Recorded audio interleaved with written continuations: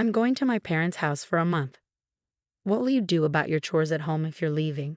My son, I'm getting divorced. My mother-in-law gave me divorce papers. This works out well, she said when I left. I filed for divorce, went to my parents' house, and told my dad. After a month, my mother-in-law called me nonstop. Please, I messed up, I'm sorry, help me. My name is Emily. I'm 38 years old and I work in an office. Right now, I live with my husband, Tucker, and my mother-in-law in their house. Even though I should feel happy about being married to Tucker, I really regret it. The reason is that my mother-in-law bullies me all the time and never changes her behavior. Tucker and I met at work. Our companies were partners, so we often worked together. Over time, we became closer and started going out for meals and dates. After about a year of dating, Tucker proposed, and we decided to get married. That was 3 years ago when I was 35. At the start of our marriage, we were really happy. It was just the two of us, and I hadn't realized what my husband was really like yet. We both had good jobs and made good money. On weekends, we treated ourselves to nice trips and delicious meals at fancy restaurants. I thought we'd keep making great memories together. But things changed 2 years into our marriage. It all started when my husband's dad got sick suddenly and passed away. My mom is really sad about losing Dad, my husband said, turning to me for advice. Do you think we should move in with her? Huh. I was a bit confused. Sure, I cared about my mother-in-law, but we had only been married for 2 years. I wanted to live as a couple a bit longer, at least, but it seemed like my husband didn't want to leave his mom alone. I'm her only son, so I feel like I need to take care of her as much as I can, you know? Truth is, I hadn't been very attentive to my own dad before he passed away. Tucker, seeing my husband so sad, I felt the urge to help and support him. But I still regret the decision we made back then. If only I had realized what my husband was really like sooner, maybe things wouldn't have been so tough. Shortly after, my husband and I moved into my in-laws' house. Tucker, it's good of you to be here, my mother-in-law said. Mom, you don't have to worry anymore now that we're here, Tucker replied. Thank you, dear. I'll take care of you both from now on, she said. Of course, we appreciate it, Tucker responded. I couldn't shake the feeling that my mother-in-law's response to me was a bit distant. Feeling uneasy, I walked into the in-laws' house. After quickly putting away our things, my husband and I headed to the living room. I got some treats today since you were coming, my mother-in-law said. These are from my favorite bakery. I love the almond paste they use, my husband exclaimed happily, and I couldn't help but smile at his childlike excitement. But then my mother-in-law gave me a cold look and said, Emily, are you all right?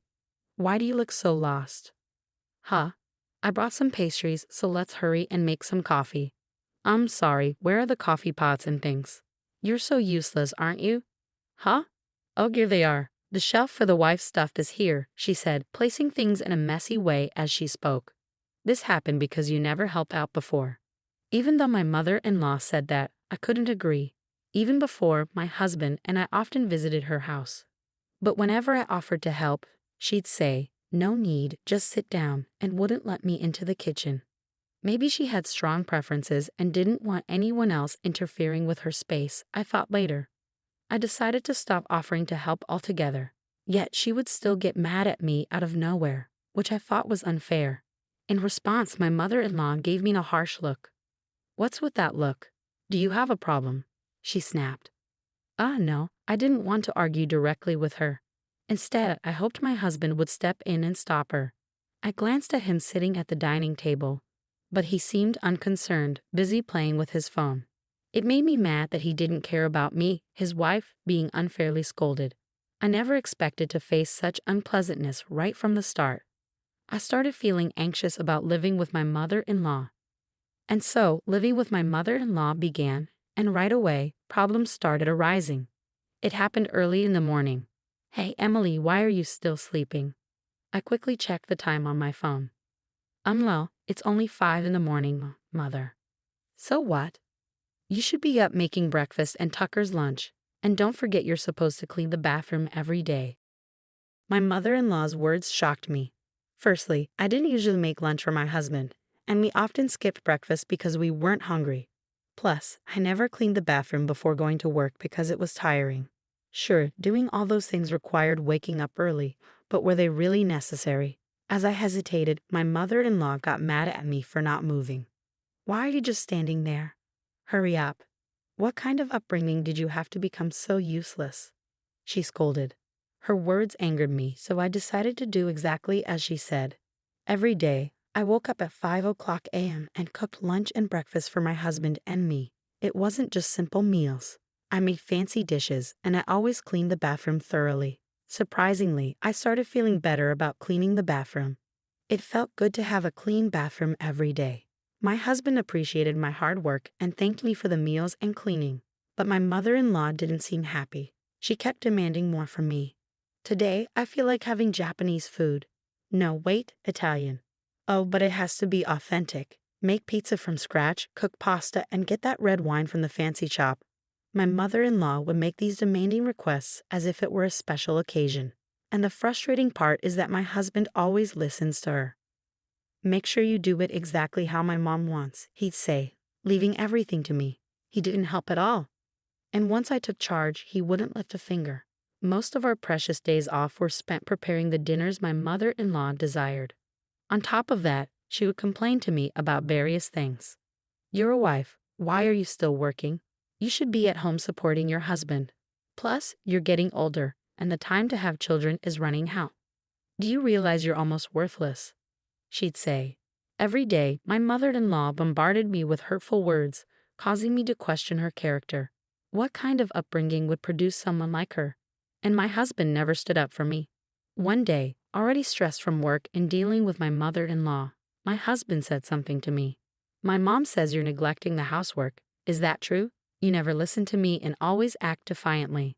I used to appreciate you making lunch every day, but now I hear it's all frozen food. Do you really believe what your mom says? Of course I believe her. Why wouldn't I? Are you suggesting my mom is lying?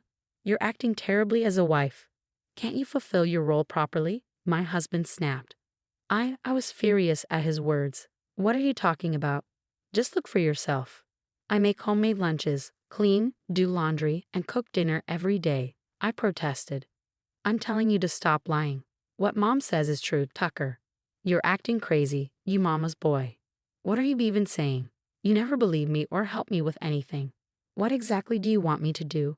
You're such a nuisance, I retorted. It's just as mom says. Tucker's face turned red as he angrily responded. After that big fight, their relationship worsened. Whenever my mother-in-law harassed me, Tucker would join in and insult me too. Hey, is dinner ready? I just got home. Hurry up, my husband demanded. You're so slow and useless, my mother-in-law chimed in. Well, you're both failures, so it's no surprise, I muttered under my breath. Never mind, let's just go out to eat together, my husband suggested. That sounds good. Let's go, my mother-in-law agreed. They left me behind and went out to eat together, completely excluding me from the family. Every day, I endured insults and belittlement from both of them. Did I really need to put up with this marriage? That's when an unexpected opportunity came my way, and I thought, with this, I don't need to stay with my husband and mother-in-law anymore.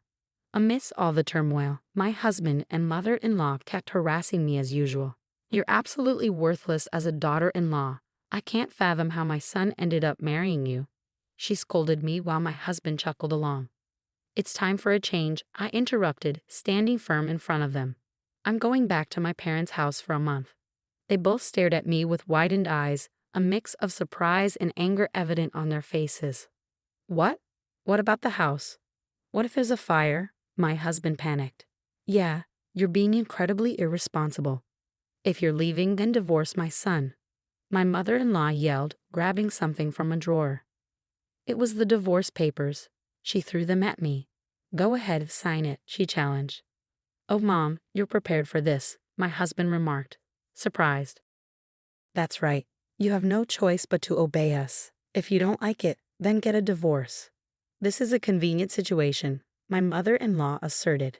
Fine, let's get divorced then, I responded firmly. They both widened their eyes in shock at my response, but I ignored their reactions and picked up the divorce papers, starting to fill them out. I'm done with my part, so please leave quickly, I told them. My husband blinked at me in disbelief. Was that earlier just a bluff? That was really lame, he muttered. But when I insisted, he probably glared at me. Don't mess around. I'm serious. Let's get divorced, I said firmly. Tucker forcefully snatched the divorce papers from me and filled in his own section. Is this good enough? He asked, slamming the divorce papers on the table. Even if you want to take it back, it's too late. Oh well, this means it's over for you two in my heart. She laughed loudly. I thought it's over for you guys. As soon as I left my in-laws' house, I promptly submitted the divorce papers. I returned to my parents' house and told my father about everything. He was shocked and promised to take necessary actions to address the situation. Then, 1 month later, my mother-in-law bombarded me with phone calls. Hello? Hello? What do you want? We're complete strangers now. Please don't say that. Tucker and I are in a difficult situation. I responded. Oh, really? That must be tough for you, she replied sarcastically. I haven't said anything yet. I'd rather end this call. Can I hang up? Wait, I have a favor to ask. Can you talk to your father? My mother-in-law pleaded. Why should I, after everything you and Tucker put me through? I retorted. I'm sorry about that. I didn't realize that your father's company is an important business partner of the company Tucker works for, she explained. Actually, my father runs his own company, and it's quite successful. He used to have business dealings with Tucker's company, too. We probably discussed this before we got married. But at that time, my father-in-law was still alive, and maybe my mother-in-law didn't think she needed to be involved in the conversation. As for Tucker, it's strange that he doesn't remember. But maybe he forgot while siding with my mother-in-law and criticizing me. When my father decided to end the business dealings, Tucker's company offered to continue the contract by letting go of Tucker instead. So Tucker lost his job. And it turns out that Tucker had suggested remodeling our family home when we were planning to live together, and he took out a loan for it. Now that he's unemployed, it's almost impossible to manage loan payments while trying to make a living. Until now, we've been able to manage because I've been contributing my fair share of living expenses as a company employee. But now that I'm divorced, Tucker and my mother-in-law must be in a tough situation. Why did you feel the need to show off by remodeling the house, Tucker? You're so proud, just like your mother. Please help me, my mother-in-law pleaded. I apologize for my mistakes, she continued weakly, lacking the strength to respond to my provocation. I'm sorry, but I can't forgive you for what you've done. If you're expecting me to help you, it's pointless. Instead, focus on finding a job, even if it's temporary. As for me, this conversation is a waste of time, so I'm ending it now. After ending the call and blocking their numbers, I heard that my ex-husband and mother-in-law couldn't keep up with the mortgage payments, so they had to sell the house. It wasn't even that old, and my mother-in-law could have lived there during her retirement. It's a shame they wasted money and let it go. Currently, they're living in an apartment on an island somewhere. My ex-husband works part-time while they rely on my mother-in-law's pension to get by.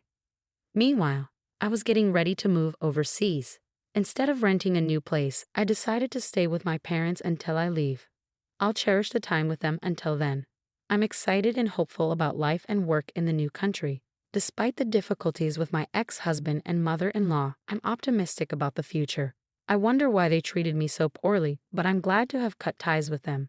Maybe I'll find a wonderful partner overseas and have an international marriage. I genuinely wish them happiness in their future. Thanks for following my story, and if you enjoyed it, please subscribe to the channel. I look forward to sharing